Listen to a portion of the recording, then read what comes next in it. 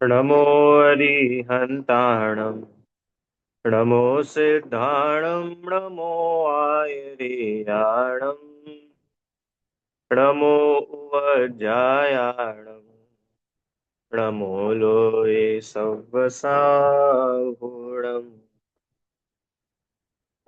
तीन भुवन में सा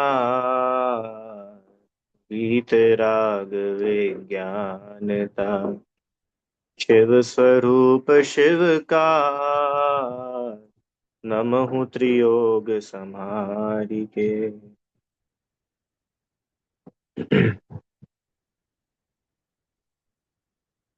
पंडित श्री दौलतराम जी द्वारा रचित छह ढाला ग्रंथ का हम सभी स्वाध्याय कर रहे हैं। और इसकी चौथी ढाल में एक देश चारित्र का वर्णन किया है, तो अपन समझ रहे थे। श्रावक के 12 व्रतों में सबसे पहले तो 5 अणुव्रतों का स्वरूप बताया संक्षेप में। 5 पापों का एक देश त्याग, वह अणुव्रत कहलाता है। फिर 5 अणुव्रत के बाद जो अणुव्रतों में गुणाकार रूप से वृद्धि करे, ऐसे 3 गुण व्रतों की चर्चा यहाँ करी। सबसे पहला दिग्व्रत, फिर देश व्रत, और फिर तीसरा अनर्थ दंड त्याग व्रत। दिग्व्रत माने 10 दिशाओं में आने जाने का प्रमाण करना जीवन पर्यंत के लिए, वह दिग्व्रत। फिर जो प्रमाण किया है कुछ समय के लिए, उसमें भी और क्षेत्र को सीमित कर देना, वह कहलाता है देश व्रत। और अनर्थ दंड त्याग व्रत माने बिना प्रयोजन के मन वचन काया की जो भी अशुभ प्रवृत्ति है, अशुभ चेष्टाएं है, उन सभी का त्याग करना, वह अनर्थ दंड त्याग व्रत कहलाता है। 5 प्रकार के अनर्थ दंड है। कौन कौन से है? अपध्यान, पापोपदेश, प्रमादचर्या, हिंसा दान, और अंतिम दुष्श्रुति। अपध्यान मतलब खोटा चिंतवन, किसी के बारे में बुरा सोचना, हार जीत के बारे में सोचना, वो अपध्यान। दूसरा पापोपदेश, पाप का उपदेश देना, पाप कार्यों का उपदेश देना। तीसरा प्रमादचर्या, प्रमादचर्या माने प्रमाद की वजह से, आलस की वजह से, असावधानी की वजह से एक इंद्रिय जीवों का घात करना, पृथ्वी जल अग्नि वायु वनस्पति जीवों का घात करना, अपव्यय करना, मिसयूज करना, ये सब प्रमादचर्या कहलाता है। चौथे नंबर पर है हिंसा दान।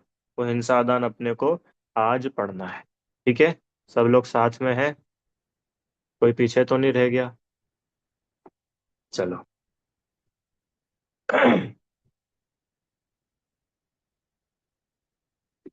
हिंसा दान। छंद में पंक्ति है इसके लिए: असी धनु हल हिंसोपकरण नहीं दे, यश लाधे। माने यश प्राप्ति के लिए, ये इंपॉर्टेंट है इसमें। यश प्राप्ति के लिए, यश मतलब समझते हैं अपन सभी, यश मतलब प्रसिद्धि। सब हमारी तारीफ करेंगे, सब हमको अच्छा मानेंगे। हाँ, ऐसे ये बड़े दानवीर है, इनके पास तो कोई भी चला जाए कभी खाली नहीं लौट करके आता है, ये सबको कुछ ना कुछ देते ही है। ऐसे हमारा यश होगा, हमारी प्रसिद्धि होगी, दुनिया हमको जानेगी। ऐसे यश प्राप्ति के लिए किसी के मांगने पर असी, असी माने तलवार, धनु माने धनुष, हल, हल समझते हैं, देखो चित्र बना है हल। ऐसे हिंसा के उपकरण माने ऐसे हथियार नहीं देना, वह अनर्थ दंड त्याग व्रत है, हिंसा दान। क्या बोला? कि ऐसे कोई भी उपकरण, कोई भी टूल्स, कोई भी वस्तु जिससे हिंसा होती हो, वह किसी को भी नहीं देता। वह क्या नाम है इसका? हिंसा दान अनर्थ दंड त्याग व्रत। ठीक है, सरल है, सभी को समझ में है। जो उपकरण स्वयं के तथा दूसरों के प्राणों का घात करने में निमित्त हो, वे हिंसोपकरण कहलाते हैं, हिंसा के उपकरण। अब आप लोग बताइए कुछ ऐसे उपकरणों के नाम। 2 3 तो यहाँ बता ही दिए थे: तलवार, धनुष, हल। अब ये तो अपन अपने घरों में रखते नहीं, किसी के घर में है क्या तलवार? धनुष? धनुष है, धनुष आपके यहाँ? नहीं है। हल? हल? हल भी नहीं होगा। कोई खेती करता हो सो अलग बात है, बाकी नहीं है। तो अब ऐसे उपकरण बताओ जो अपने घरों में हो, तो अपन अब उसको रिलेट कर पाएंगे। हाँ, चाकू। चाकू होता है ना, चाकू। हाँ, कैंची। बहुत बढ़िया। कैंची, चाकू, और जिनसे हिंसा होती हो ऐसे उपकरण। सोचो। हम्म। ओखली। ओखली होती है, क्या बोलते हैं उसको? उ- इमाम, इमाम दस्ता बोलते हैं, और क्या बोलते हैं, हाँ। उससे कूटते तो वो भी भारी चीज है ना, ऐसे पत्थर वगैरह जो भारी चीज माने जिनसे हिंसा हो जाए। हाँ, एक कटर, कटर होता है। स्टेशनरी वगैरह में कटर होता है। ऐसे बहुत सारी चीजें, और सोचो आप। ये वस्तु है, ये सब हिंसा में। रैकेट, मच्छर मारने वाला, अरे ये तो बहुत बड़ा हिंसा का उपकरण है। सच में। पर ये तो होना ही नहीं चाहिए। कम से कम जैनों के घर में तो ये वस्तु दिखनी ही नहीं चाहिए। महाहिंसक चीज है ये, वो मच्छर मारने वाला रैकेट। तो मैं यहाँ पर देखता हूँ, मतलब शाम के समय मंदिर से लौटते हैं ना, तो कुछ लोग यहाँ खड़े रहते हैं बाहर, अपने अपने घरों के, बिल्डिंग के बाहर। और वो क्या करते खड़े खड़े? वो रैकेट हाथ में ले लेंगे, तड़ तड़ तड़ तड़ ऐसे घुमाते रहते हैं। तो बताओ कितना जीव फ्री का पाप बांध रहा है। और देखो, एक और गजब की बात, कि आप कितना ही वो रैकेट से मच्छरों को मार लो, मच्छर तो फिर भी खत्म नहीं होते। नहीं कभी ऐसा होता हो कि नहीं भैया आज तो हमने ठान लिया, एक भी मच्छर नहीं बचेगा? क्या ऐसा संभव है क्या? नहीं है। तो सोचो। अब आपको मालूम है एक और इसमें बात, जैसे मानो किसी व्यक्ति ने रैकेट लिया, और रैकेट लिया ना, सुनना, जिस समय से उसको रैकेट लेने का भाव आया, अभी वो दुकान पर नहीं गया है, अभी उसने रैकेट परचेज नहीं किया है, अभी उसने उसको पैकेट से निकाला नहीं है, ऑन नहीं किया है, कुछ नहीं किया है। अभी तो सिर्फ उसने ये सोचा कि यार बहुत मच्छर हो रहे, मॉस्किटो बैट लेके आ जाता हूँ। आया समझ में? तब से लेकर के उसको कंटिन्यूअसली मच्छरों की हत्या का पाप आश्रव चालू है। क्या बात कर रहे हो भैया, अभी तो उसने खरीद, अरे खरीदता है वो बाद में रहेगा। अभी उसने भाव करे ना, तो अभी से पाप आश्रव चालू। और सुनो, गजब बात, कि जितने मच्छर मारेगा उतनों का ही पाप लगेगा, ऐसा नहीं है। इस पूरे विश्व में जितने मच्छर है, और फिर मच्छर ही क्यों, जितने भी अनंत अनंत जीव है, सबकी हिंसा का पाप प्रति समय लगता है। क्यों? कि आपका उस अकेले एक मच्छर से बैर थोड़ी है जिसको आपने मारा था। अगर ऐसे 10 मच्छर होते तो आप 10 को मारते। अगर ऐसे 100 होते तो 100 को मारते। अगर ऐसे 1 लाख मच्छर आपके घर में आ जाते, तो उन 1 लाख को भी मारते ही ना। तो इसका मतलब वो एक मच्छर को मारा, इसका बराबर कि जितने जीव जगत में हैं, कीड़े, उन सब के प्रति आपके हृदय में हिंसक परिणाम है। सब पाप। आया समझ में? वो जीव मरे नहीं है, वो तो अभी सब उड़ रहे हैं अपनी अपनी जगह, जहां जहां पर भी है। पर हमने उन जीवों की हत्या का पाप बांध लिया ऐसे परिणामों से। इसलिए कभी भी अपने को इन चीजों में इन्वॉल्व नहीं होना चाहिए। कौन सी चीजें? कि जिनमें महाहिंसा होती हो, ऐसे ये मॉस्किटो बैट वगैरह। ठीक है ना? बढ़िया, अच्छा आपने बताया, ये भी एक हिंसा का उपकरण है। और अभी एक और आपने चैट में भेजा, माचिस, लाइटर, ये भी तो हिंसा में ही काम आते हैं। अरे आग जलाने में, तो आग जलाने में हिंसा होती है कि नहीं? होती है। तो ऐसे माचिस, लाइटर, और पेट्रोल, डीजल, और और सोचो सोचो, चूहे का पिंजरा, और चूहा मारने की दवाई, और लक्ष्मण रेखा, और सोचो अब थोड़ा आपको आते जाएंगे ख्याल में। और वो गोलियां होती है ना वाइट वाली, जो उसमें डालते हैं सल्फास की गोलियां, नेफ्थिलिन बॉल्स, क्या बोलते हैं उसको हिंदी में, नाम भूल गए, सफेद सफेद नहीं होती जिस वो, छोटी छोटी गोलियां। नहीं पारे की, हाँ पारे की गोलियां भी होती है अलग, और एक वो भी होती है वाइट कलर की छोटी, जिसको ऐसे बैग वगैरह में ऐसी जगह रख देते कि कीड़े ना पड़े। क्या बोलते हैं हिंदी में, भूल गया मैं। Boric powder. हाँ ये भी ले लो। मतलब अब आप देखो, अपन यहाँ हिंसोपकरण की बात करें तो अपने को पढ़ करके तो ऐसा लगे कि भैया ना हमारे घर में तलवार है, ना हमारे घर में धनुष है, कि भैया वो सब नहीं है। फिर भी आप अपने घर में नजर घुमाओ, कितनी चीजें ऐसी दिखेगी जो हिंसा, जिनसे हिंसा होती है, वो हिंसा के काम आते हैं। कुनेन की गोलियां, अच्छा आप कुनेन की गोलियां बोलते हैं उसको, ठीक है। हर जगह अलग अलग बोलते हैं उनको, जो भी है। मैंने वो हिंसा होती है, उससे जीव मरते हैं। और भी अभी नाम गिनाए थे ना, लक्ष्मण रेखा वगैरह, इनसे जीव मर जाते हैं।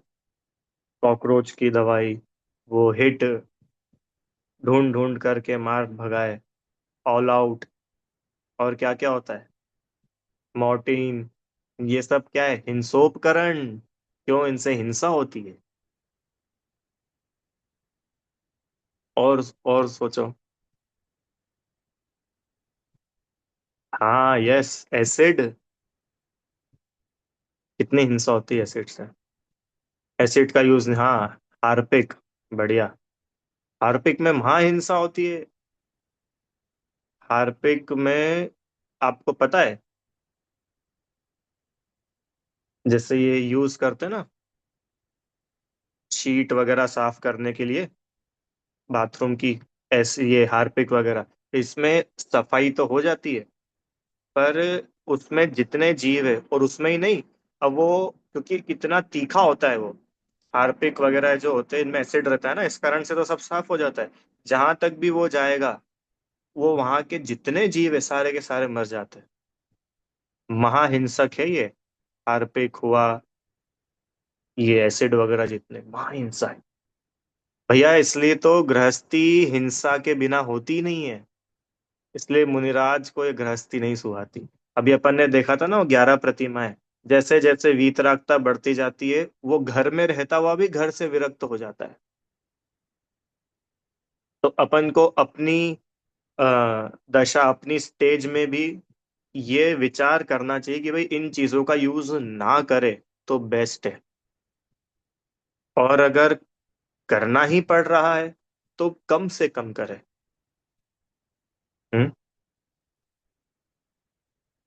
समझ में आया ना। ऐसे साबुन वगैरह भी होते हैं, अब ये इनसे हिंसा होती है, सीधी सी बात है।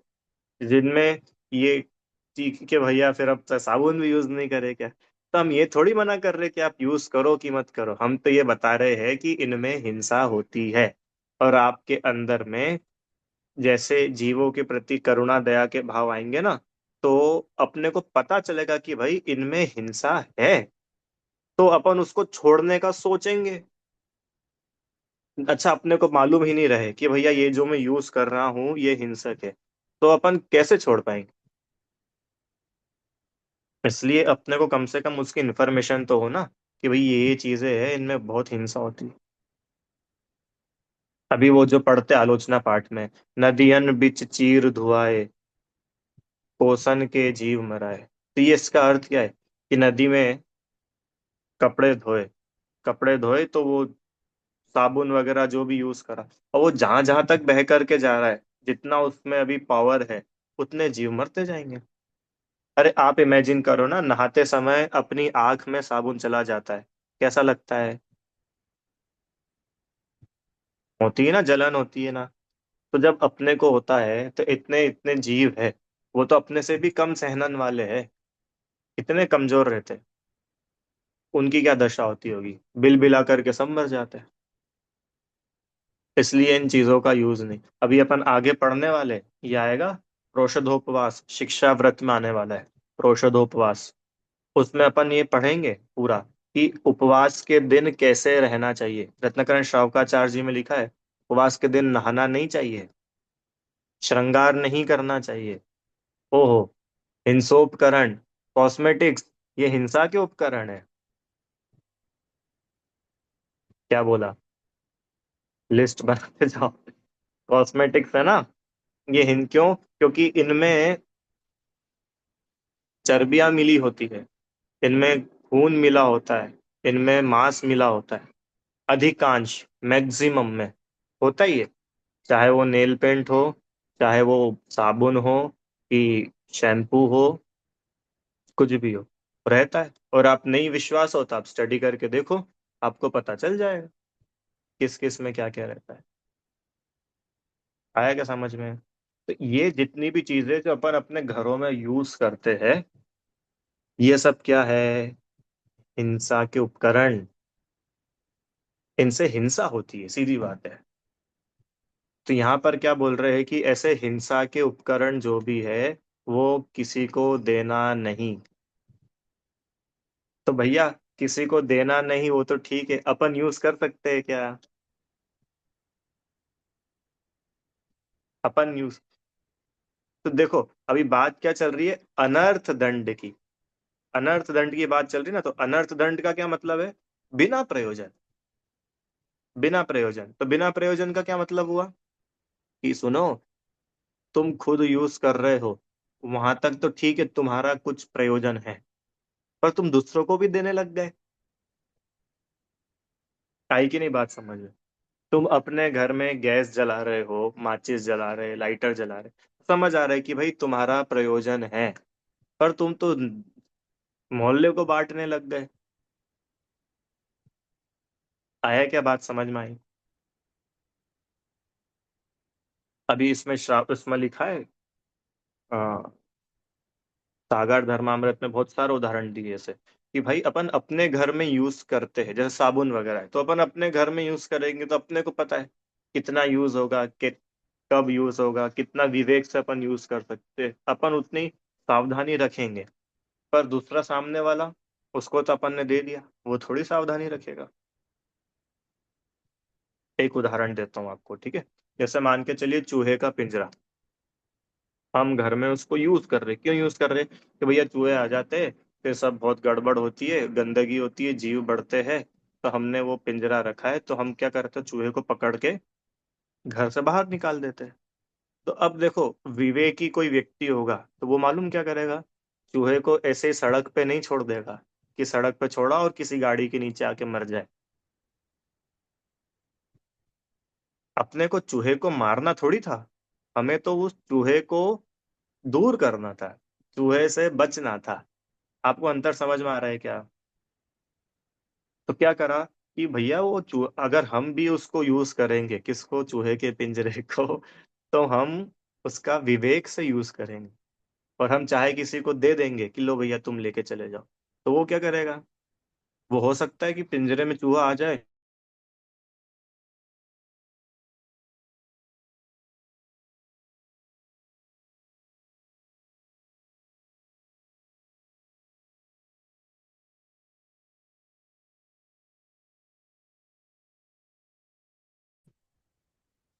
आ रही है ना? हाँ, आवाज आ रही है।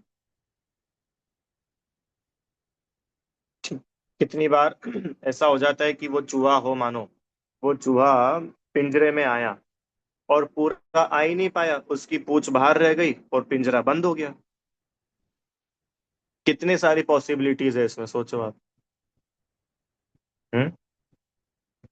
तो अब ये विवेक अपने को होना चाहिए कि भाई पिंजरे में अगर आ भी जाए, तो तत्काल उसको किसी खुले मैदान में छोड़ करके आना चाहिए, जहाँ गाड़ियां वगैरह नहीं हो, बड़े जानवर नहीं हो जो उसको पकड़ के खा जाए। आया क्या समझ में? अब ये अपन देखो दूसरे को दे देंगे और दूसरा इतना नहीं विचार करेगा, तो सारा पाप अपने को भी लगता है। क्यों? क्योंकि दिया तो अपन नहीं है ना। इसलिए बड़ी बड़ी सावधानी रखनी चाहिए। गृहस्थी में सच्ची में बड़ी सावधानी रखनी चाहिए। सीधी सी बात है, जितना ज्यादा परिग्रह उतने ज्यादा दुख, जितना कम परिग्रह उतना कम दुख। बिल्कुल ट्रूथ है, यूनिवर्सल ट्रूथ। आपके पास में जितना ज्यादा परिग्रह रहेगा, आप उतने ही ज्यादा दुखी रहेंगे। भले ही आपके घर में 10 नौकर चाकर भी क्यों ना हो, आप दुखी रहेंगे, गारंटी। और अगर आपके पास में परिग्रह कम है तो आप उतने सुखी, आपको उतने विकल्प ही नहीं है। आया समझ में? तो ये हिंसोपकरण क्या क्या हुए, कि ऐसे कोई भी चीज जिससे हिंसा होती हो, वो सब क्या है, हिंसा के उपकरण।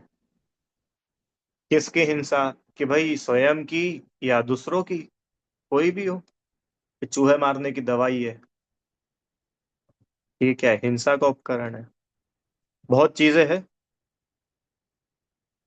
खटमल मारने की दवाई है, और कितनी चीजें होती है, अब देखो ना घरों में तो कितनी कितनी चीजें होती है। ये सब हिंसा के उपकरण है। तो ऐसा हिंसा के उपकरण, हिंसा दान नाम का जो अनर्थ दंड है, इससे अपन कैसे बच सकते हैं? कैसे बच सकते कि भैया, सॉरी, इसमें लिखा है कि इनका ये अनर्थ दंड हम कैसे करते हैं, कैसे करते हैं? कि एक तो अपन इन चीजों को इकट्ठा करके रखते हैं, किसी को देते हैं, किसी से लेते हैं, तो ये पाप बढ़ता है। तो बनते कोशिश तो ये होना चाहिए कि हमारे घरों में ऐसी चीजें ही ना हो। कैसी चीजें?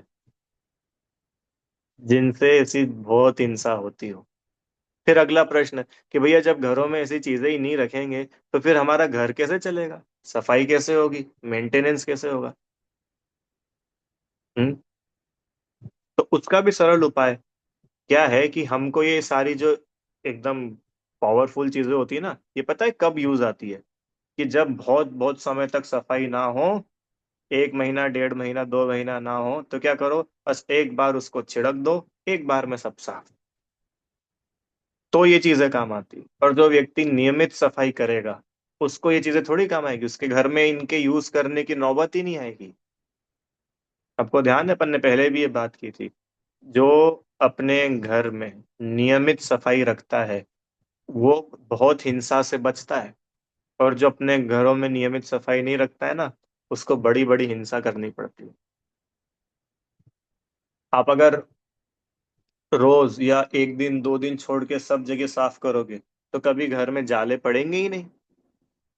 और महीने महीने भर तक हम ध्यान देंगे ही नहीं, तो क्या होगा?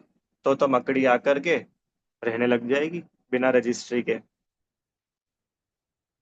अब अपन क्या, अरे अरे हमारे घर में कैसे आ गई, तो अब आप उस मकड़ी को भी मारेंगे, उसका जाला भी तोड़ेंगे। अभी कितना पाप है। और यही अगर हम रोज 1 दिन 2 दिन छोड़ करके सफाई करते, तो ये नौबत ही नहीं आती। आई क्या बात समझ में? तो ऐसा सब जगह लगा लेना चाहिए। बाथरूम की अगर रोज या 1 दिन 2 दिन छोड़ के नॉर्मल भी व्यक्ति सफाई करे ना, तो उसको एसिड यूज करने की जरूरत ही ना पड़े। क्योंकि इतनी गंदगी जमा ही नहीं होगी कि तुमको हाथ से साफ नहीं हो, एसिड डालना पड़े।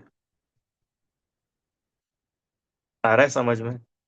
तो ऐसे हिंसा के उपकरण हमें यूज ही ना करना पड़े, वो श्रेष्ठ है। और अगर यूज करना भी पड़ रहा है किसी सिचुएशन में, तो कम से कम दूसरों को तो ना दे, क्योंकि उसमें तो और हिंसा है। ठीक है। चलो अब हिंसा दान के अपन और देखते हैं, कि उपकरणों के सेंस में तो देख ही लिया था, और भी देखो इसमें क्या क्या लिखा है। निंद्य पापात्मक आजीविका करने वाले को ब्याज पर पैसा उधार देना। आया समझ में? कोई ऐसा पाप रूप आजीविका करता हो, खोटी आजीविका करता हो, है, किसी की शराब की दुकान हो, किसी की मांस मटन मछली की दुकान हो, और वो आए, भैया जी थोड़ा सा पैसे उधार दे दो, तो हमने उसको पैसे दे दिए उधार। अब क्या करा, वो पैसे नहीं दिए, आपने उसको मांस मटन मछली का अनुमोदना करी है। आया समझ में? बड़ा सरल स्पष्ट लिखा है ना। ऐसे निंद्य पापात्मक आजीविका करने वाले को ब्याज पर पैसा उधार देना। एक, ओहो, दूसरी, ये आज मैं सोच ही रहा था कि कहाँ आएगा ये पॉइंट, यहाँ पर आया। हिंसक पशुओं को पालना, कभी नहीं पालना। क्या बोल रहे? अगर आप अहिंसा परमो धर्म की जय बोलते हो तो आपको, हमको ऐसे हिंसक पशुओं को नहीं पालना चाहिए। भैया कौन होते हैं हिंसक पशु? शेर, चीता, क्यों, अजगर? कि भाई शेर चीता अजगर तो अपन यूं भी नहीं पालते। या तो उन जानवरों की बात चल रही है जिनको पाला जाता है, और जो हिंसक है। पता है कौन? कौन? कुत्ता, बिल्ली, चूहा। लोग पालते, चूहे भी पालते लोग। हाँ, सफेद चूहे पालते, बहुत लोग पालते।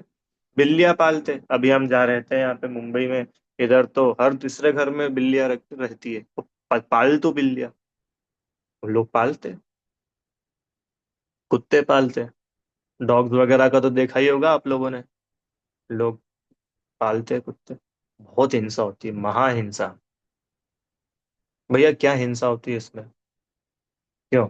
अपन तो अच्छा ही कर रहे हैं ना। वो कुत्ता कहीं सड़क पर होता, इधर उधर भटकता रहता, गर्मी में, बारिश में, ठंड में कितना परेशान होता। हमने तो उसको एक आसरा दिया है रहने के लिए।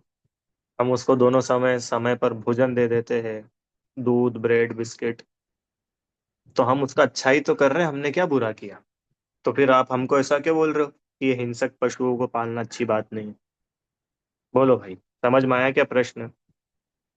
हिंसक पशु समझ में आ गए ना? इंग्लिश में बोले तो ऐसे एनिमल्स जो नॉन वेजिटेरियन है, वो सब हिंसक पशु।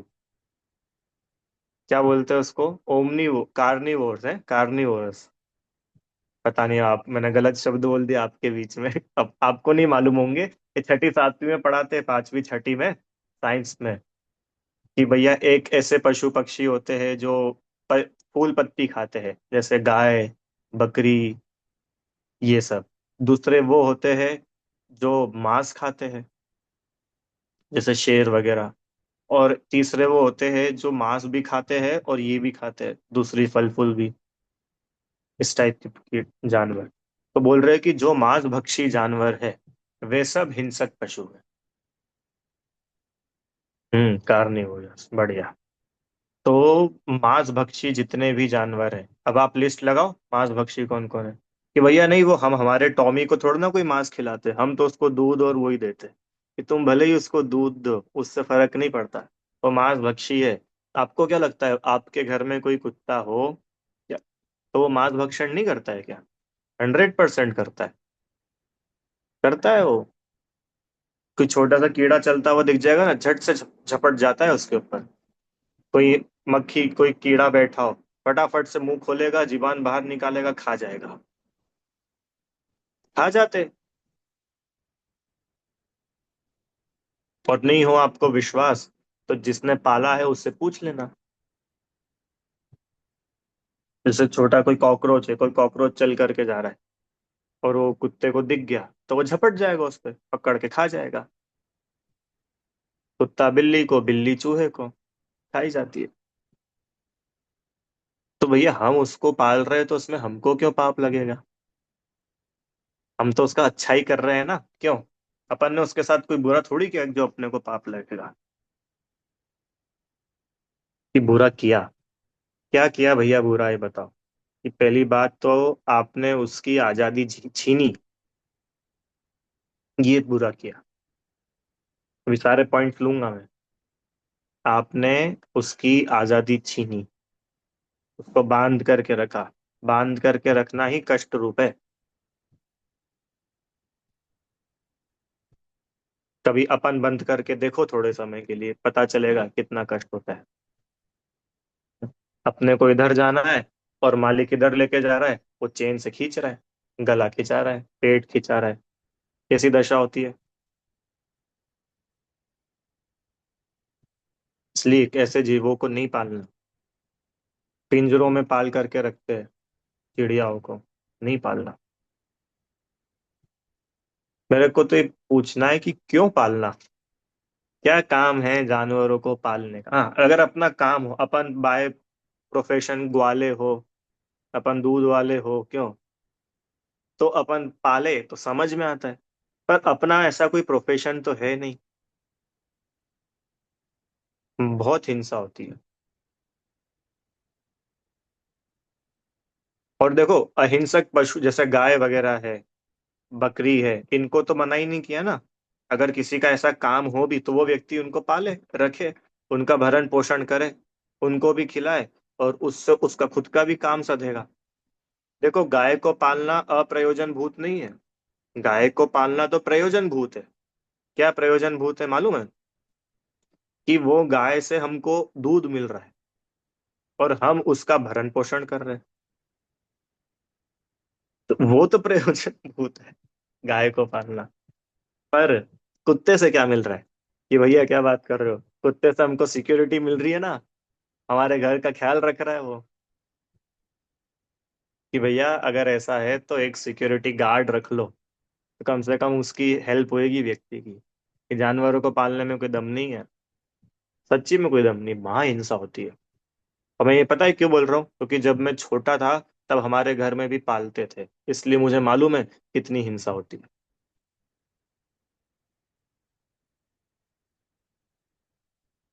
समझ में आया भैया?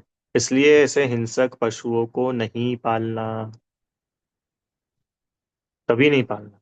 बड़ा कष्ट है। अरे अपने को पता नहीं चलता है, उस पशु पर्याय में जाकर के देखो तो पता चलेगा कितना। अरे पराधीनता ही सबसे बड़ा दुख है। पराधीनता। पराधीनता मतलब समझते हैं ना अपन? मतलब अब उस जीव की कुछ भी इच्छा हो रही हो, वो पूरी हो ही नहीं सकती। क्यों? क्योंकि वो तो अपने अधीन है ना। हम्म। उसको कुछ खाना है, अपन उसको वो दे ही नहीं रहे। अपन तो उसको बस वही दूध रोटी दे रहे हैं। उसको कुछ और खाना है। भले ही उसको कुछ भी ऐसा खाना हो, पर वो उसको कषाय हो रही है, उसमें अपन निमित्त बन रहे हैं, सीधी बात है।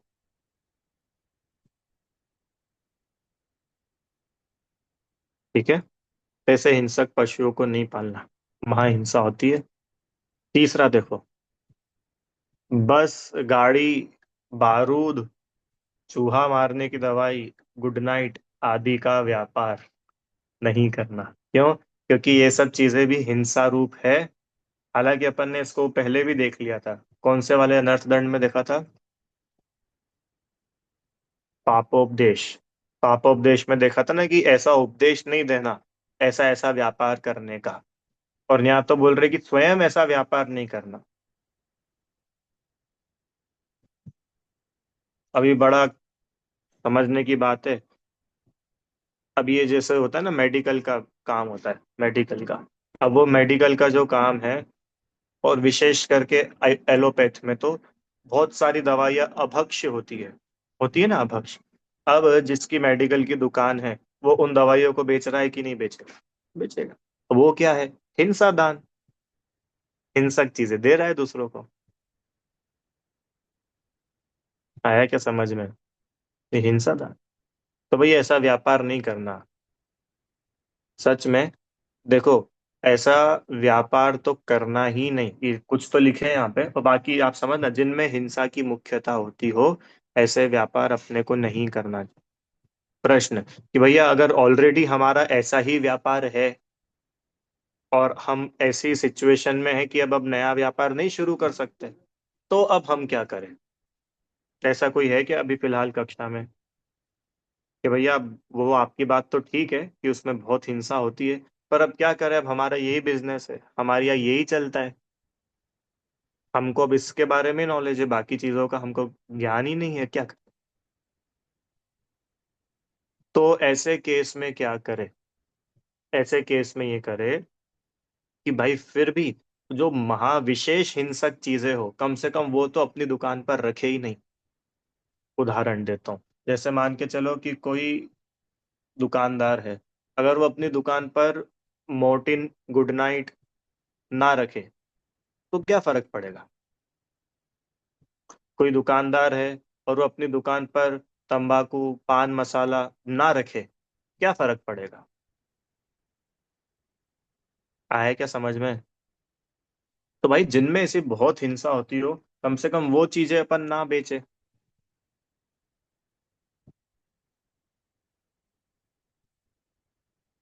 क्यों मना कर रहे? कि आप, जितना हम इन चीजों में इन्वॉल्व होते हैं, उतना हमारे अंदर संश्लिष्टता बढ़ती है, हमारी विशुद्धि घटती है,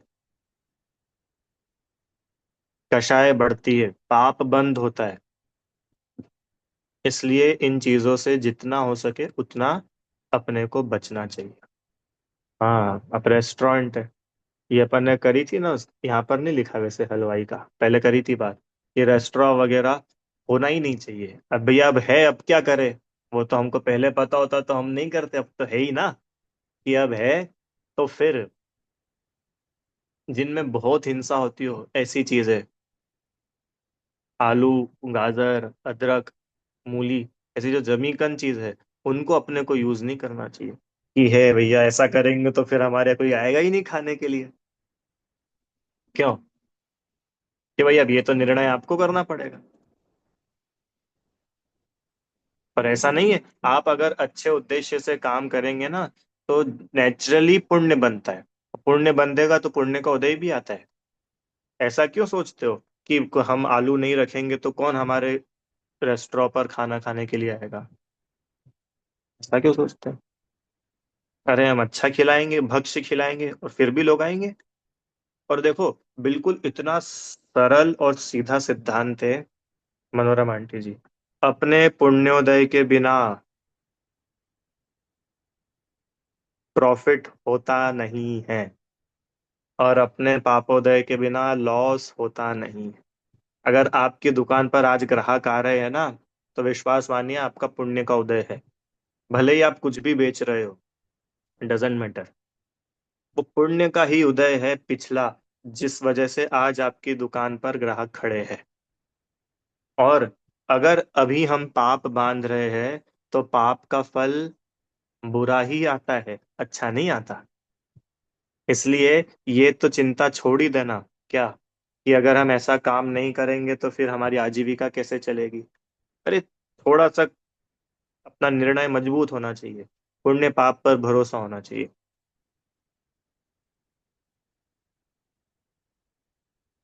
अच्छा मुझे बताओ, कितने ही लोग ऐसे हैं कि जो हिंसक बिजनेस नहीं करते, उनका कुछ भी ऐसा बिजनेस नहीं जिसमें बहुत विशेष हिंसा होती हो, तो क्या वो लोग गरीब है क्या? नहीं है, सब कमा रहे हैं बढ़िया, और अच्छा ही कमाते हैं। और कितने ही लोग ऐसे हैं जो महाहिंसक, अभी मैं यहाँ से बाहर निकलते हैं, थोड़ा सा आगे जाते हैं, तो एक इसकी दुकान है, मांस मांस बेचता है वो व्यक्ति, अंडा बेचता है, मांस, मुर्गी, और वो काट काट करके बेचता रहता है। और बहुत सालों से उसकी दुकान वहां पर है, पर वो तो गरीब ही है। तो ऐसा कहाँ लिखा है कि मैं ऐसी चीजें बेचूंगा तो मेरे को ज्यादा पैसा मिल जाएगा? पर आप बोलोगे कि नहीं भैया, वो मैकडोनल्ड्स वाले भी तो है, वो केएफसी वाले भी तो है, वो लोग भी तो चिकन को फ्राई कर करके बेचते हैं, उन्होंने तो कितना बड़ा बिजनेस कर लिया। कि सुनो, व्यापार अगर बड़ा है तो पूर्व पुण्योदय से ही बड़ा है, और वर्तमान में सब पाप बांध रहे हैं, भविष्य में पाप का उदय आएगा। बहुत सीधा गणित है। और सच में इस पर अगर अपने को विश्वास हो ना, पुण्य पाप पर, तो हमारे जीवन से अन्याय अनीति खत्म हो जाए। अगर रेस्टोरेंट है भी सही, तो अपने को इतना तो ख्याल में रखना चाहिए कि भाई जिनमें महाहिंसा होती हो, ऐसी चीजें अपने को यूज नहीं करना। हालांकि इस बिजनेस में तो अपने आप में ही बहुत हिंसा है। जहां अग्नि जलती है, वहां नियम से 6 काय के जीवों की हिंसा होती है, नियम से होती है। जहां अग्नि जल रही है, वहां एक इंद्री तो मर ही रहा है, दो तीन चार पांच सब मरते हैं। मच्छर वगैरह होते हैं ना, वो अट्रैक्ट होते हैं देख करके, सब मर जाते हैं। इसलिए अपने को भैया कोशिश करनी, कोशिश तो क्या करनी, पक्का निर्णय करना चाहिए कि ये अपने करने योग्य कार्य। आया समझ में? देखो आपको एक उदाहरण देते हैं। पंडित सदासुख दास जी का नाम सुना है आप लोगों ने? पंडित सदासुख दास जी कासलीवाल, जिनकी भाषा वचनिका अपन पढ़ते हैं रत्नाकरण शावकाचार में। तो उस समय की बात है, वे राजा के यहाँ नौकरी करते थे, दीवान वगैरह के जो भी किसी पोस्ट पर थे। तो बहुत बड़ी ईमानदारी से काम करते थे, जैन थे, और संतोषी थे, तो ज्यादा हेर फार नहीं, भ्रष्टाचार करप्शन कुछ नहीं करते थे। जितना उनका काम आता था, जो भी लिखा पढ़ी का, अकाउंट्स का जो भी काम था, उसको बराबर करके अपने घर चले जाते थे। तो एक बार राजा की ओर से ऐसा आया कि भाई अपने जितने भी एम्प्लॉयज है, जो भी अपना काम करते हैं, अपने को सबकी सैलरी बढ़ानी चाहिए। सब इतना अच्छा कर रहे, और राज्य में खूब अपने पास प्रॉफिट भी है, वैभव भी अच्छा है, तो भाई अब सबकी सैलरी बढ़ानी चाहिए। तो सबके पास में गए और बोला कि भाई कितना मिलता है तुमको? कि साहब हमको मिलते हैं 10 रुपए। तो आज से हम तुम्हारे 12 रुपए करते हैं। अरे साहब आप धन्य हैं। हर कोई खुश हो रहा था, भाई अपनी सैलरी बढ़ रही है और क्या चाहिए। सदा सुखदास जी के पास पहुंचे। सच्ची कहानी बता रहा हूँ। 10-12 रुपए जरूर मेरी इमेजिनरी फिगर है, पर कहानी एकदम सच्ची है कि आपके लिए भी हम आपकी सैलरी बढ़ा देते हैं। बोले क्यों? बोले हमें बहुत बड़ी प्रसन्नता है, आप बहुत अच्छे से काम करते, बहुत ईमानदारी से काम करते। जब से आप काम संभाल रहे हैं, हमारे यहाँ पर कोई भी घपला नहीं हुआ, घोटाला नहीं हुआ, इसलिए हम आप पर बड़े प्रसन्न हैं। तो हम सोच रहे हैं आपकी थोड़ी पगार बढ़ा दी जाए। अब उनका उत्तर सुनना कि महाराज, आपने ये सोचा वो तो अच्छी बात है, भले ही आप हमारी पगार उतनी रहने दीजिए, चाहे तो कम भी कर दीजिए, पर हमारे वर्किंग आवर्स घटा दीजिए। क्या बोला उन्होंने? ये नहीं बोला कि अरे वाह बहुत अच्छा, अभी तक 10 मिल रहे थे, अब 12 मिलने लग जाएंगे चलो। उन्होंने क्या बोला? भले ही आप 10 की जगह हमारे 8 रुपए कर दो, पर जो अभी हम आपके 6 घंटे आते हैं काम करने, उसको आप 4 घंटे कर दो। क्यों? कि हम बाकी समय जिनवाणी के लिए निकाल ही नहीं पाते, हमें 2 घंटा और मिल जाएगा अपनी माँ के पास रहने को। ऐसे ऐसे जीव हुए। बहुत उदाहरण है। पंडित भागचंद जी का नाम सुना है आपने? जिन्होंने महावीर अष्टक लिखा है। सुना है? महावीर अष्टक तो पढ़ा होगा सभी लोगों ने।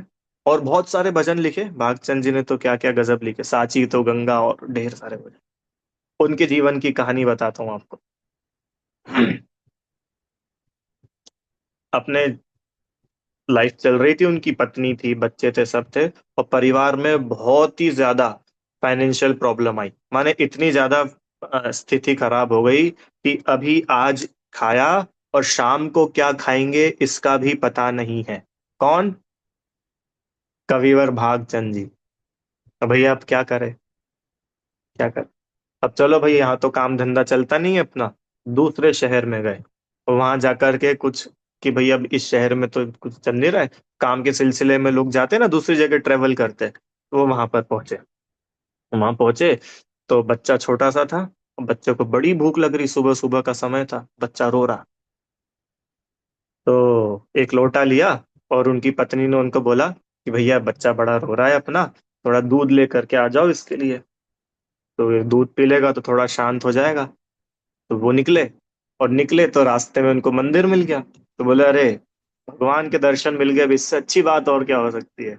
तो वे मंदिर में भगवान के दर्शन करने पहुंचे।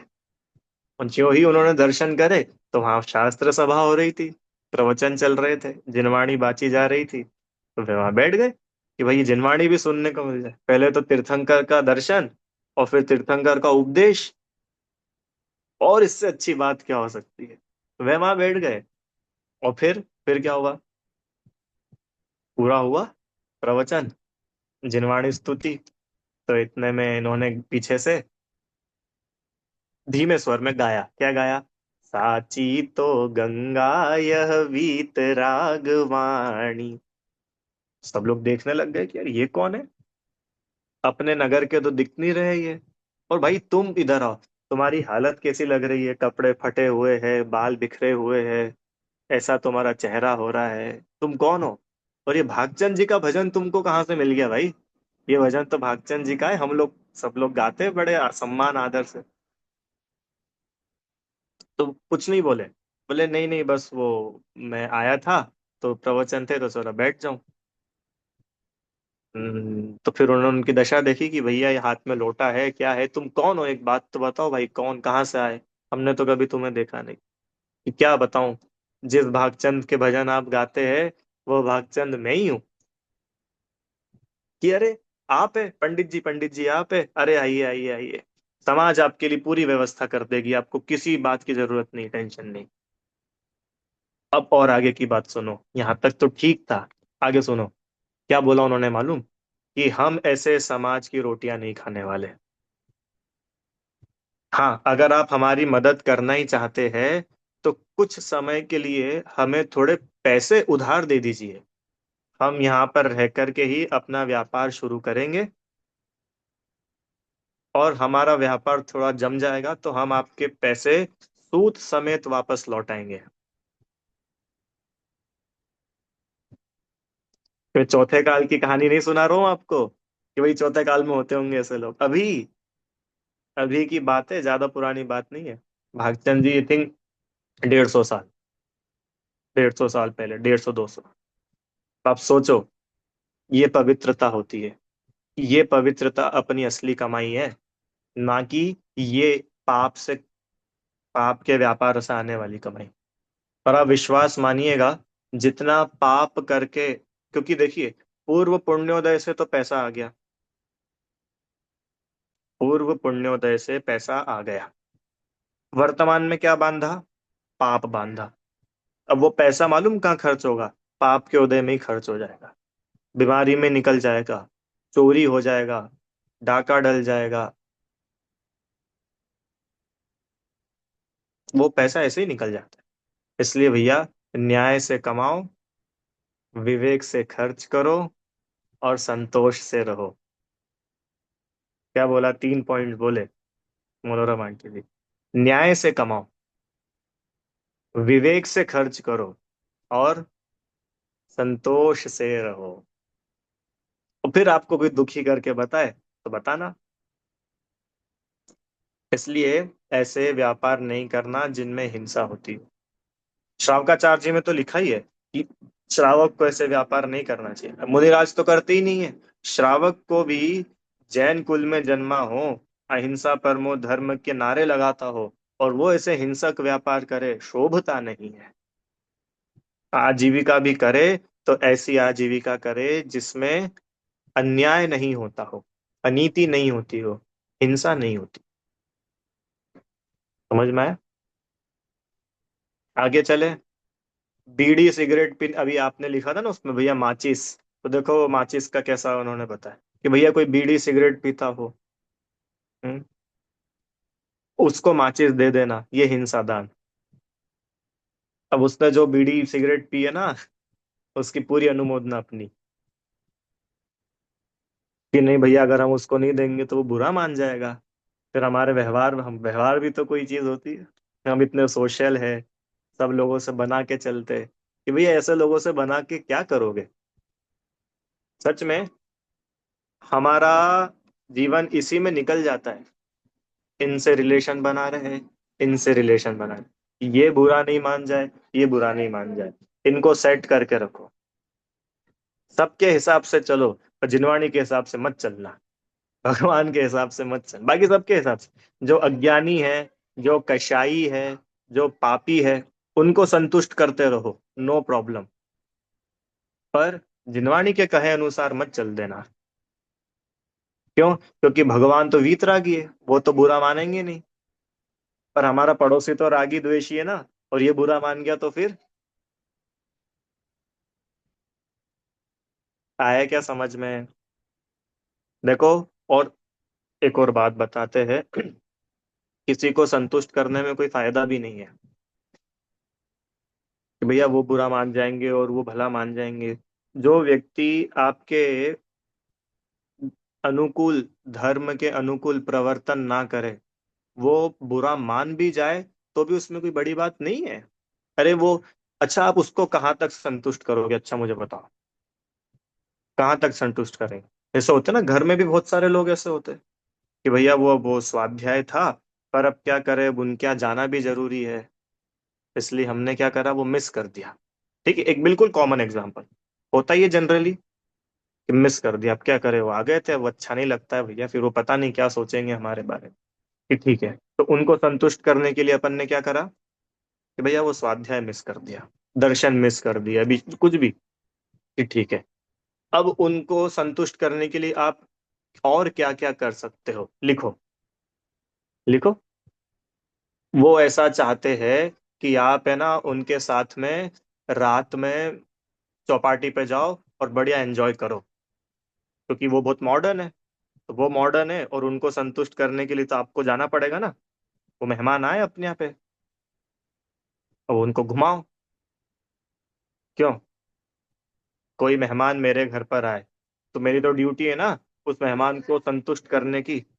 अब वो मेहमान की इच्छा है कि भैया मेरे को तो आपका सराफा बाजार देखना है। हमने सुना है रात में 2 बजे तक लोग बाग आते हैं वहाँ खाना खाने के लिए, नाश्ता करने की। अब आप दिखा के लाओ। हो आप तैयार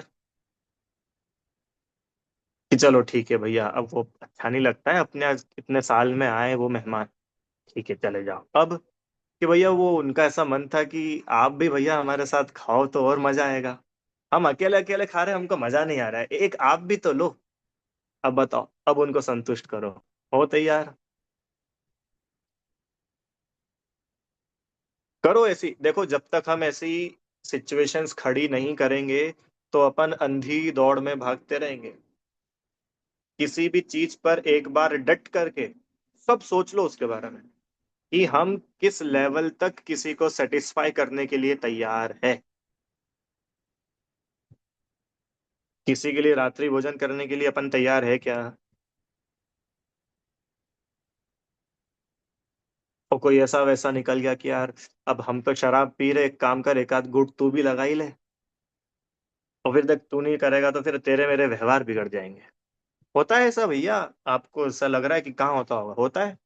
ये बच्चे लोग जॉब करते हैं ना, ये लोग क्या करते हैं भैया, देखो अच्छा नहीं लगता है। वो कंपनी में रहते हैं, पार्टी होती है, सब होता है, बॉस भी है, सब लोग है।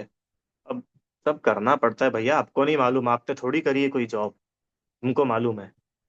हाँ तो चलो करो तुम, उस बॉस को, उस अज्ञानी को संतुष्ट करो। करो बॉस को संतुष्ट। कहाँ तक करोगे? प्रश्न।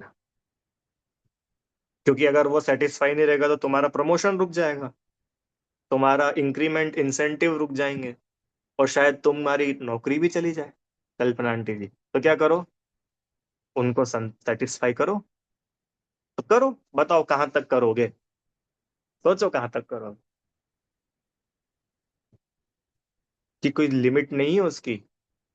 आप उसको संतुष्ट करते जाओगे और उसकी एक्सपेक्टेशंस बढ़ती जाएगी। बिल्कुल सीधा गणित है। क्या बोला? हम उसको संतुष्ट करते जाएंगे तो उसकी अपेक्षाएं बढ़ती जाएंगी। अरे यार ये कर लेता है, इसको ही बुलाओ, ये कर लेगा।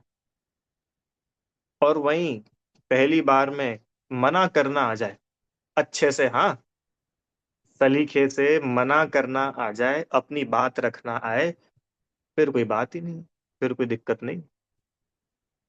आ रहा है क्या समझ में भैया? इसलिए ऐसे व्यवहार नहीं बनाना जो व्यवहार हमारे पाप बंधने में कारण हो जाए। इसमें लिखा है 5वीं डाल में, सुत दारा होए न सीरी, सब स्वार्थ के है भीरी। ये सब अपने साथ में नहीं आएंगे। जिनके पीछे, हे जीव, तू पाप बांधता है, जिनकी लज्जा में, जिनकी शर्म में इनको बुरा नहीं लग जाए चलो कर लेते हैं, इनके चक्कर में तू पाप बांधता है ना, सुन, ये तेरे साथ नहीं आएंगे नरक में, तुझे अकेले ही जाना है।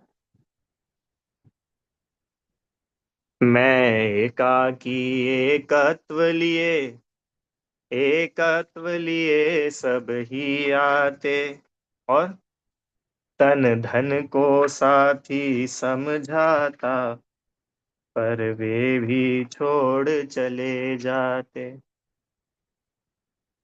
राजा राणा छत्रपति से बोलो लाइन, एकत्व भावना।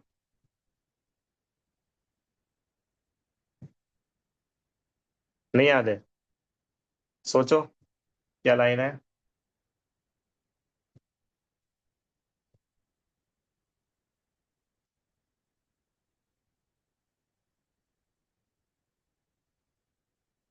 कहो न सुख संसार में सब जग देख्यो जान, आप अकेलो अवतरे, मरे अकेलो होए, यों कबहू इस जीव को साथी सगा न को।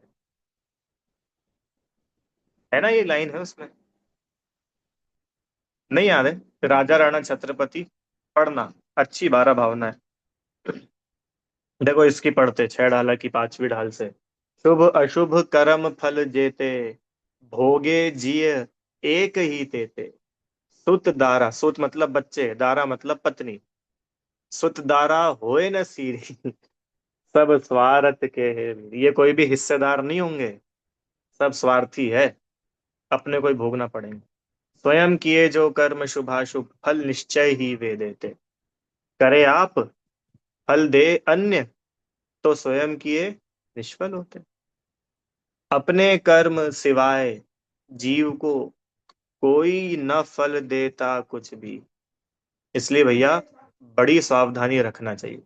मैं किसी को संतुष्ट करने के लिए उसके अकॉर्डिंग चलने में खुद ही गर्त में गिर जाऊं, खुद ही पाप बांध लूं, ऐसा काम नहीं करना। अभी तो हिंसा दान का प्रकरण है। अब वो पढ़ करके तो कैसा लग रहा है कि बीड़ी सिगरेट पीने वाले को माचिस देना।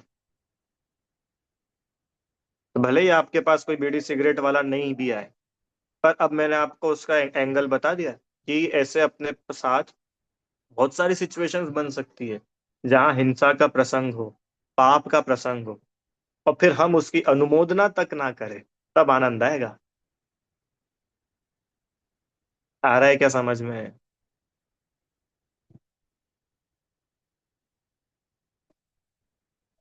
चलो आगे। जिन्हें हाथ में लेते ही घातक परिणाम आए, जैसे तलवार छुरी बंदूक बाण आदि देना। अब देखो, असली के तो अपन रखते ही नहीं है, देते भी नहीं है, पर वो नकली वाले नहीं आते, खिलौने वाले, ये भी नहीं देना। ना स्वयं रखना, ना बच्चों को दिलाना। क्या बोला? असली बंदूक तो कोई नहीं दिलाता है, पर वो नकली दिला दी। अब मेरे को बताओ, वो नकली बंदूक बच्चे के हाथ में है, तो उस बंदूक से वो क्या करेगा? क्रिकेट खेलेगा? क्या करेगा? वो बंदूक उसके हाथ में है, तो वो क्या करेगा उस बंदूक से? डिस्क्याउं डिस्क्याउं करता रहेगा। करेगा ना। अब ये क्या है? ये हिंसा दान। कि भैया ना उसमें से कोई बुलेट निकली, ना किसी को लगी, ना खून आया, अरे भले ही कुछ नहीं हुआ, पर एक पंचेंद्रीय जीव की हत्या का पाप कंटिन्यू चालू है। चालू है वो तो, क्योंकि परिणामों में तो आपके चल ही रहा है ना। हाँ यस, वीडियो गेम्स कितने चलते ही है, मोबाइल पर भी क्या क्या होते, क्लैश ऑफ क्लैंस, पबजी, यानी क्या क्या। सुनो, ऐसे गेम्स वगैरह की बात है ना, तो ऐसे गेम्स खेलना, वो तो है ही पाप रूप। किसी को खेलने के लिए देना, ये पाप रूप। आया समझ में? अच्छा, बच्चे के पास तो मोबाइल नहीं है, पर मम्मी ने अपने फोन में वो गेम रख रखा है, क्योंकि वो एक गेम खेलता है तो उसके लिए रख रखा है, तो ये मम्मी ने हिंसा दान किया है। आई क्या बात पकड़ में? हिंसा दान। देखो बहुत माइन्यूट है। अपने को क्या लगता है कि भाई ऊपर ऊपर से अपन ने तो, हाँ PS5 वगैरह बहुत चीजें होगी। अपने को क्या लगता है कि भाई अपन तो देखो मंदिर जाते, अष्टमी चौदस को हरी भी नहीं खाते, और आलू प्याज भी नहीं खाते भैया, रात में भी नहीं खाते, और रोज शाम को हम स्वाध्याय भी कर लेते। तो हम तो बहुत बिल्कुल अप टू डेट। कि भैया रुको, ये सब तो अपने डेली रूटीन में चल रहा है, बाकी दिन का बताओ क्या सीन है। और अभी ये तो सिर्फ मैं बाहर ही बता रहा हूँ आपको, चरणान्यों का अपेक्षा। हमारे जीवन में कितनी सावधानी है, कितनी पवित्रता है, कितना पापों का भय है, कितना संसार का भय है, कितना है। सोचो भैया, सब अपना अपना सोचो। अब मैं क्या भाई, एक एक पॉइंट तो मैं बता नहीं पाता, फिर भी मैं हिंट कर देता हूँ आपको कि अब इस पर अपन को सोचना चाहिए। मुझे पाप का भय है क्या?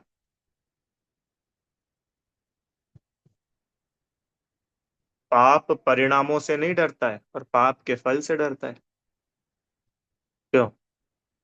अभी अपन पूछे नरक में जाना है, वो छोटे बच्चों को पूछते हैं ना, और वो बच्चा नरक का नाम सुन सुन करके ऐसा ढीठ हो जाता है, हाँ चले जाएंगे नरक में, जबकि तब देखेंगे। अभी तो ऐश करो, अभी तो मजे करो। अरे तुझे पता नहीं है क्या होती है नरक। अभी एक सुई चुभ जाए ना, एक सुई, उछल जाएगा। अभी आंख में एक तिनका चला जाए ना, परेशान हो जाएगा। एक फास तो छुप जाए जरा पैर में, तिलमिला जाता है, और बोल रहा है हम चले जाएंगे नरक में, तुमको क्या करना है। तुझे पता नहीं है अभी नरक क्या होती है। इसलिए भाई, ये नरक में जाने के जो कारण है ना, इनसे जय जिनेंद्र कर। मिथ्यात्व, व्यसन, बहुआरंभ, बहुपरिग्रह। हाँ भैया, नहीं सही बात है, हमने वो देखा। नरक में तो हमको नहीं जाना, बड़ा भय है, नरक नहीं जाएंगे, नरक नहीं जाएंगे। कि ठीक है, नरक नहीं जाना है आगे, पर नरक में जाने के काम नहीं छोड़ेंगे। नरक में नहीं जाना है, पर नरक में जिस वजह से जाते हैं ना, वो एक भी काम नहीं छोड़ेंगे, वो सब तो हम चालू रखेंगे। तो भैया फिर तो तू जाएगा ना। अच्छा, ऐसा कैसे हो सकता है कि तू काम करे नरक में जाने के, और तुझे मिल जाए स्वर्ग? ऐसा हो सकता है क्या? क्यों? अच्छा, कितने लोग तैयार है ऐसी व्यवस्था के लिए? बोलो, अपन बात कर ले। अब महावीर भगवान तो है नहीं, सिमंदर भगवान से कर लेंगे कि आप थोड़ा सा चेंज कर दो, महावीर भगवान ने तो जो दे दिया उपदेश, आप थोड़ा सा इसमें कर लो अमेंडमेंट। हो क्या आप लोग तैयार इसके लिए? सही बताना है। नहीं, सच्ची पूछ रहा हूँ, क्या आप इसके लिए तैयार है क्या? कि भैया हम भले ही पाप करें, पर उस पाप का फल हमको नहीं मिले। सच्ची पूछ रहा हूँ मैं, मजाक नहीं। कौन कौन इसके लिए रेडी है? नहीं हो? क्यों नहीं हो? बड़ी गड़बड़ हो जाएगी अगर, पता है, अगर ये बिल पास हो जाए ना। कौन सा बिल? कि हम पाप करें और पाप का फल ना मिले। बड़ा खतरनाक है ये। तुम्हारे घर में कोई डाका डाल के चला जाएगा, और उस चोर को सजा नहीं मिलेगी। हो तैयार? तुम्हें कोई चाटा मार देगा, और उसको तुम हाथ नहीं लगा पाओगे। हो तैयार? क्यों? अरे ऐसा थोड़ी, जब तुम पाप करो और तुम्हें पाप का फल नहीं मिलना चाहिए, तो उसके लिए भी तो वही अप्लाई होगा ना। बिल तो पूरी भारत पे लागू होगा। अब बताओ कौन कौन तैयार? कोई भी तैयार नहीं होगा अपने में से कि भैया पाप करे और फल पाप का ना मिले। तो भैया, सहने को तैयार नहीं जब अपने पापों का परिणाम, त्याग होने दृढ़ होकर मन में, कर स्वधर्म में ही विश्राम। अगर तू अपने पापों का परिणाम, अपने पापों का रिजल्ट सहने के लिए तैयार नहीं है, तो सुन, एक उपाय है कि तू उन्हें अभी छोड़। अभी छोड़। महावीर जयंती का वेट मत कर कि तब मैं नियम लूंगा। अष्टमी चौदस का वेट मत कर। कल सुबह का भी वेट मत कर, भगवान के पास जाके मंदिर में बोलूंगा। तू अभी छोड़। अभी प्रतिज्ञा कर। अभी दृढ़ संकल्प कर कि ये पाप अब नहीं होंगे। सच्ची। और ये जितने बड़े बड़े पाप है ना, बड़े बड़े पाप मतलब, सबसे पहला मिथ्यात्व, उसको मत भूल जाया करो। वो तो है ही सबका सरदार। और उसके अलावा जो लोक निंद्य खोटे काम है, ऐसे सात व्यसन, नशा, और ये सब चीजें, अभक्ष सेवन, ये तो कम से कम अपने जीवन में नहीं होना चाहिए भाई। कारण कि ये सब अपने जीवन में अगर होंगे, मांस भक्षण वगैरह, तो अपन बहुत दूर हो जाएंगे। बहुत दूर हो जाएंगे, माने जो आत्म कल्याण का अवसर मिला है ना, ये निकल जाएगा। सच्ची में। तो आप क्या बोलना चाहते हो कि जो ये सब नहीं करेगा उसका आत्म कल्याण हो जाएगा? कि नहीं, जो ये सब नहीं करेगा ना, उसको आत्म कल्याण के अवसर मिलेंगे। उसके बाद भी कल्याण तो उसी का होगा जो करेगा। आया समझ में? इसलिए हम सभी की ये ड्यूटी है। हम जैन है इसके लिए नहीं। अगर हमको वास्तव में दुखों से बचना है, सच में, अगर संसार, टोडरमल जी ने लिखा है मोक्ष मार्ग प्रकाशक में, उन्होंने भी कहीं की गाथा कोट करी है कि देखो इस पापी को, जिस संसार से तीर्थंकर आदि महापुरुष भी डर गए। तीर्थंकर आदि महापुरुष भी जिस संसार से डरे, इसे उस संसार का भय नहीं है। ये कैसा सुभट है? ऐसा है ये। तो सच में अगर अपने को ईमानदारी से चतुर्गति का भ्रमण का दुख हो, वास्तव में लगता हो कि चारों गतियों में अपन बहुत परेशान होते, दुखी होते, और ये अपने को शोभा नहीं देता। अपनी शोभा तो वहां है। कहाँ? कहाँ पे? सिद्धशिला, सिद्ध भगवान। अरे अपन स्वयं भगवान बनने की काबिलियत रख रहे हैं, तो अपने जीवन में कैसे होंगे ये सारे काम? आए समझ में? तो और ये तो अनर्थ दंड है, बोलो। ये तो वो सारी बातें हैं जिनका तो कोई प्रयोजन भी नहीं है। टोटली सेंसलेस स्टूपिड चीज है। इनका कोई काम ही नहीं है, और वो चल रही है, बताओ जीवन में। अब इनसे पाप बंद हो रहा है, नंबर वन। दूसरा, इनमें समय जा रहा है, समय भी तो कितना खोटी हो रहा है। समझ में आया? तो इसलिए इन पापों को त्यागने का अपना मानस बनाए, अपन सभी, मैं भी, आप भी, अपन सब। और अपना जीवन बिल्कुल पवित्र निर्मल जीवन। ने कोई देख कर के बोले कि यहाँ कोई, मैंने ट्रेन में जाऊं ना, और ट्रेन से उतर जाओ, तो पास वाला बोलना चाहिए कि यहाँ कोई जैन बैठा था। अपने आचरण से जैनत्व झलकना चाहिए। करोड़ों रुपए खर्च करने की जरूरत नहीं है प्रभावना के लिए, बिल्कुल जरूरत नहीं है। जीरो। सिर्फ हम अपना आचरण योग्य रखें, बस। क्यों आचरण योग्य रखें?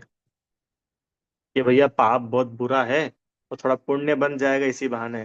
कि नहीं, अभी भी गफलत में हो, तुमको पुण्य की मिठास का रस है ना, ये मिथ्यात्व है। पुण्य बांधने के लिए नहीं। आ रही क्या बात समझ में? अभी थोड़ा पॉइंट चेंज हुआ। कि भैया पाप तो बहुत बुरा है, तो पाप छोड़ना चाहते हैं, और अच्छा है पाप छोड़ेंगे तो थोड़ा पुण्य बन जाएगा, तो वो नरक में डंडे हमसे तो नहीं सहे जाएंगे, स्वर्ग चले जाएंगे। तो तुम अगर स्वर्ग जाने के लिए ये सब कर रहे हो, तो मिथ्यात्व तो वहीं का वहीं बैठा है। अरे भाई, ये पाप शोभा नहीं देते। ये पाप हमारे लिए लज्जा है। जो स्वयं को आत्मा देखेगा, उसको पूरी दुनिया में जीव दिखेंगे। तो उसको नेचुरली सब जीवों के प्रति प्रेम वात्सल्य का भाव आएगा, तो वो किसी की हिंसा कैसे करेगा? है समझ में? तो वस्तु स्वरूप का व्यवस्थित निर्णय, तत्वाभ्यास, और हमारा बहिरंग जीवन भी। अंतरंग में तो पवित्रता चाहिए ही चाहिए, हमारे बहिरंग में भी पवित्रता होवे, शास्त्रों के अनुसार हमारा जीवन होवे, तो हमारा मनुष्य भाव सार्थक है, सफल है। ऐसा समझना। चलो, अभी अभी आज अपन ने हिंसा दान नाम का अनर्थ दंड, इसके ऊपर चर्चा किए। अभी कोई प्रश्न हो तो आप लोग पूछ लीजिए। विषय समझ में आया सभी को? बार बार सुनने जैसा है ये, और सुन करके उतारने जैसा है। चलो, जिनवाणी स्तुति। हे जिनवाणी भारती, तो ही जपू दिन रैन। जो तेरी शरणा गए, तो पावे सुख चैन। जावाणी के ज्ञान ते, तुझे लोकालोक। तो वाणी मस्तक नमो, सदा देत हूँ।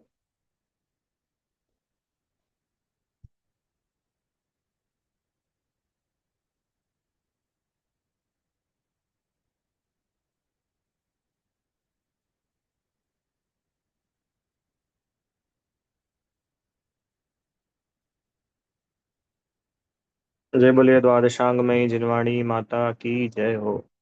महान जैन धर्म की जय। जय जिनेन्द्र।